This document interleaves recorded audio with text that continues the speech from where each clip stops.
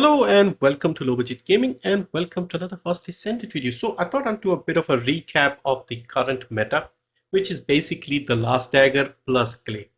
If you have these two, this Descendant and this gun, you are pretty much covered for the end game content in the game right now. So the end game content currently is Void Erosion Purge Stage 30. 28, 29 can also be done if you're farming for cores. So you want to finish that efficiently, quickly, so that you can collect the level 10 cores and the other lower level cores that you can then craft into level 10 cores. And you are killing the Defiler or other Colossus as well quickly so that you can get crystallization catalyst, or if you're killing the Defiler, you can get the metal fragments and things like that. So anyway, so what I have is a simple build for the Last Dagger and for Gley to take care of both things. The build for the Dagger is same for the Colossus and the Void Erosion Purge. Only difference is the cores on the gun. Now a brief word about the cores before I show you the build. Currently the way they have implemented this core system, it is more convenient to have multiple copies of the Last Dagger instead of constantly re-rolling, because there is no easy way to swap it out. We don't have a sort of preset. So the result is it's just less time consuming to just build out another copy of the Last Dagger and use that, because I have rolled 40, 50 level 10 cores just to get close to something what I want. So let's look at the Gley first, because it's a very simple setup. Once again, exactly the same as we have discussed previously. I'm just doing it for the sake of completion. So we have Predator Instinct as the Transcendent mod. With this one, when using a firearm attack, your firearm attack just gradually increases. So that is good. I like using mid-air maneuvering these days because of the cooldown to the grapple and stuff that you can get with the core, but you can use long distance as well. We have two mods for HP, increased HP and stim accelerant. We have short focus, which gives us another 15% firearm attack at the expense of skill power modifier, but that is not an issue because you're not using skill power to do any damage. Then we have a lot of cooldown mods. So we have MP conversion, nimble fingers, and we have focus on non-attribute focus on singular. You can use any two focus on mods based on the polarities you have on the catalyst. This is because once again we are not using the skill power, we are just using the 6.1% cooldown with both these two to combine with these two as well. So we get a lot of cooldown, and then we need duration so that we can keep her third ability up, because that is the main thing we are using. We have skill extension, maximize duration, and then finally I have a mod for HP collector. So when you kill an enemy, you get some HP back. This is always handy. So you can have this as a further sort of health related mod. So basically what we are trying to do here is, with this third ability, we are breaking the cooldown low as possible, and we are increasing the duration. You can see here duration is 9.6, cooldown is 7.4. So as long as the duration is more than the cooldown, you are sorted. Now why do we need to do that? Because we are not using the bullets from the gun. With Gley's third ability, she can basically find ammo out of thin air. So we have the first ability activated. Now for the entire duration of the third ability, she can shoot without having any ammo. So watch this. Again, I've covered this in more detail. I'm just doing it for the sake of completion for anybody new that may be trying to find a good build. So you can see for the entire 9.6 duration, we can shoot even if we have no ammo in the gun. Anyway, so that is the Gley setup. For the external components, you want cooldown and duration. It doesn't matter what reactor you put here. It can be completely unrelated. It could be an electric based reactor or chill based, anything. You just want cooldown and duration, again for the same purpose. For the external components, I have been experimenting a little bit, because we have a change to how the components drop. We can get a lot more of them. Now you can either mix and match and try to get as much HP as possible, but if you use a full set, you get certain benefits. So with the Annihilation, I have the Annihilation set here. You get 5.7% skill duration increase, which also helps with our third ability. Only gives us a tiny bit increase, but everything matters. So this will be about 0.3 seconds in the grand scheme of things. The other benefit, if you have all four pieces, is if your health drops, your firearm attack increases. So if you are fighting Void Erosion Purge or the Colossus, you will be losing a little bit of health, occasionally taking damage, and then you'll do more damage as a result. So you can use this set, or you can also use the volcanic set, I mean, which drops from Molten Fortress. So if you get these pieces in, what happens is you will simply do more damage with handgun, hand cannon, and shotgun. So let's say you have a setup of the Last Dagger, Perforator, and Smithereens, let's say. You will do more damage with those three guns. So we are using the Last Dagger, so this gives us a straight flat 10.3% increase to the firearm attack. So you can use this. Again, you have to just make sure your health is at a reasonable number. 20,000 health, 16,000 defense.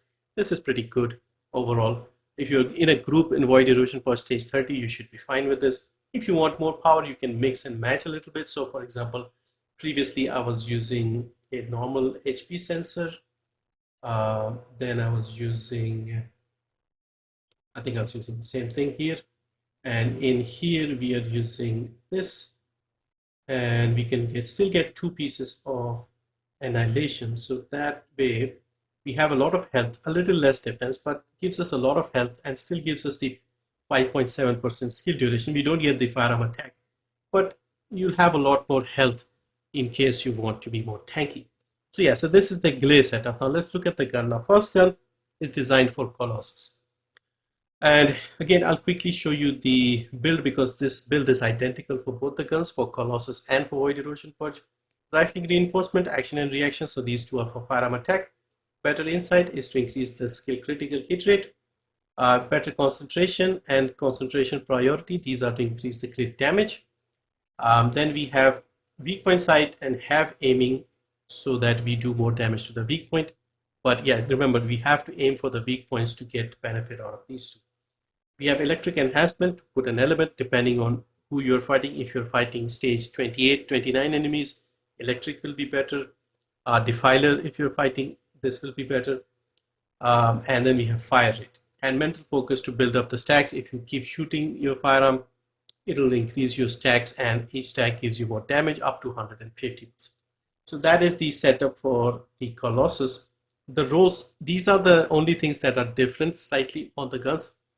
For the Colossus, with the rows, we have firearm attack, firearm critical hit damage, weak point damage, and bonus firearm attack versus Colossus. For the cores, we have in the free slot firearm critical hit damage. Then in the 2 firearm attacks, we have the firearm attack course and 2 fire rate course. The 2 fire rate course, these are the key. This will increase the fire rate and you'll get a lot more bullets through in your 9.6 second duration. So yeah, so that is the Colossus build.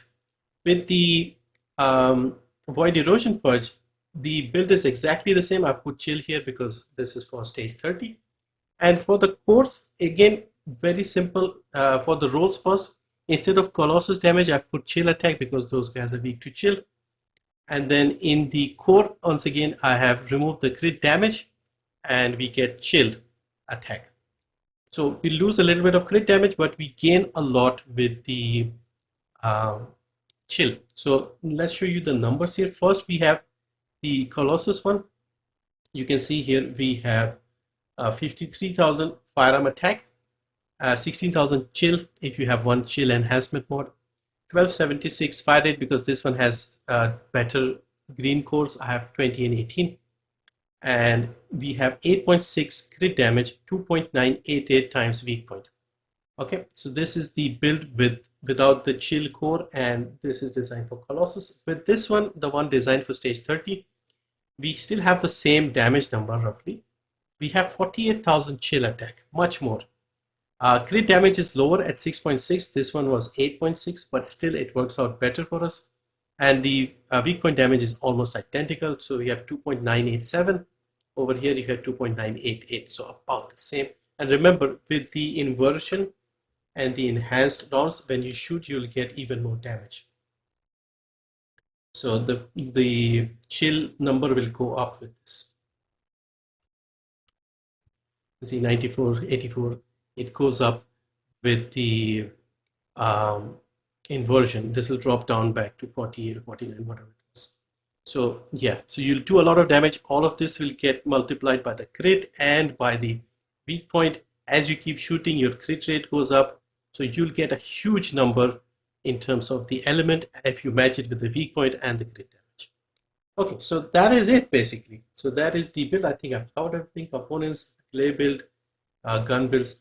Now, like I said, building different guns is more convenient, and I'm half tempted to build a third copy just for Defiler.